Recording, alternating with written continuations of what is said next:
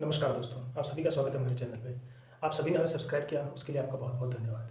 आज हम जो बात करने जा रहे हैं वो है रुद्राक्ष के बारे में। जो आज के समय पे रुद्राक्ष के संबंधित जो कई सारी भ्रांतियाँ जुड़ी हुई हैं कि रुद्राक्ष में ये शक्तियाँ होती हैं, रुद्राक्ष इसलिए काम में लिया जाता है। बहुत सारी चीज़ें हैं जो ज़्यादातर पंडितों के द्वारा बताई गई है, जिसमें पंडित उन रुद्राक्ष को बेचने के करते हैं कुछ पैसों के लिए। अब उससे जुड़ी कई सारी भ्रांतियाँ भी उन्होंने बना दी ताकि रुद्राक्ष को बेचने में उनको बहुत आसानी हो और लोग भी ज़्यादा से ज़्यादा आकर्षित हों उनके प्रति। तो आज हम जो बात करने जा रहे हैं कि रुद्राक्ष वास्तव में शुरुआत कैसे हुई, रुद्राक्ष कैसे किस तरह से रुद्राक्ष हमारे जीवन में आया, सब कुछ। तो सबसे पहले हम बात करेंगे हम पुराने ज़माने में चले जाते हैं जब केवल ऋषि मुनि जो थे वो बहुत ज़्यादा डेवलप नहीं हुए थे, बहुत आम जिंदगी जी रहे थे। जब उनके पास केवल कपड़ा था और वो कपड़ा पहनते थे और उनके आसपास कुछ भी नहीं था। उस समय जब ऋषि मुनियों को एक ऐसा कहते हैं ना पेड़ का एक ऐसा बीज मिला जो बहुत ही ज़्यादा मजबूत था, तो उनको अच्छा लगा।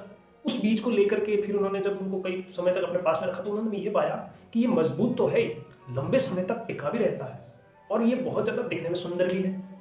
उसके साथ साथ ये सड़ता नहीं है, उसके ऊपर कोई बीमारी नहीं लगती है, वो कोई मतलब ऐसी चीज़ उसके साथ नहीं होती है जिससे कि परेशानी हो।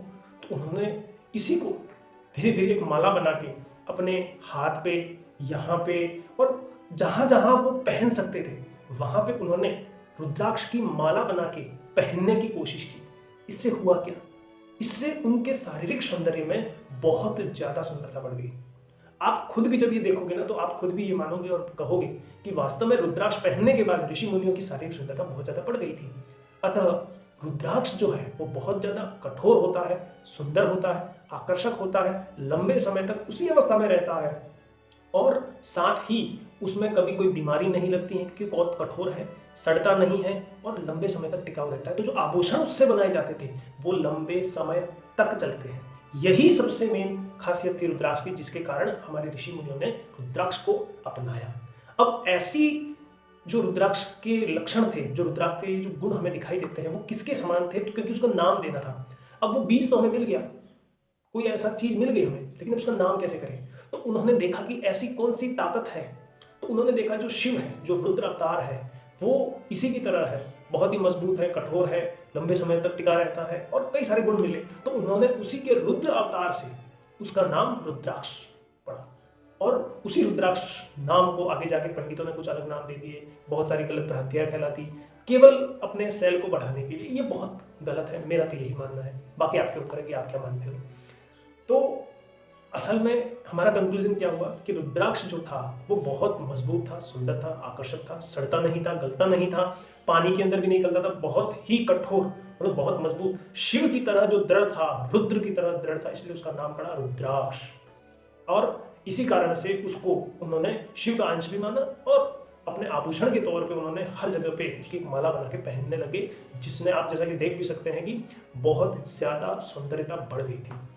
फिर जब जैसे जैसे आगे समय बीतता गया, पंडितों ने अपने लालच के कारण, कुछ पैसा कमाने के कारण क्या हो गया कि उसके अंदर नई नई कहानियाँ जोड़ दी, उसके अंदर नई नई शक्तियाँ बताना चालू कर दिए और लोगों को भी आकर्षण मिला इससे। लोग भी आकर्षित हुए कि बोले यार ताकत मिल रही है तो ले लो। तो ताकत के चक्कर में लोग भी आकर्षित हुए, पंडितों को भी पैसा मिला और धीरे धीरे कहानियाँ बढ़ती गई और रुद्राक्ष का जो असली मतलब था वो धीरे धीरे अपने वास्तविकता से बहुत दूरी हो गई है। अब हमारे पास में बहुत सारी रुद्राक्ष से भी अच्छी अच्छी चीज़ें हैं, जैसे मणि है, मोती है ना, बहुत अच्छी अच्छी चीज़ें हैं, सोना चांदी है, तो हम आज उसको पहनते हैं। तो आज के समय में रुद्राक्ष की कीमत इतनी नहीं है, पर पंडितों ने फिर भी उसकी कीमत बनाए रखी है। कैसे? वही जैसे वो कहानियाँ जोड़ते जाते हैं और लोगों को आकर्षित करने के लिए ऐसा ही करते हैं ताकि उनका धंधा चलता रहे। सबकी अपनी अपनी काम काज है, सब अपना अपना काम कर रहे हैं। ये तो आपको देखना है कि आपको क्या करना है। पंडित अपना काम कर रहे हैं, आप देखो कि आप क्या कर रहे हैं। सुनने के लिए धन्यवाद आपका। मिलते हैं किसी अलग नए टॉपिक के साथ में, किसी नए मुद्दे के साथ में।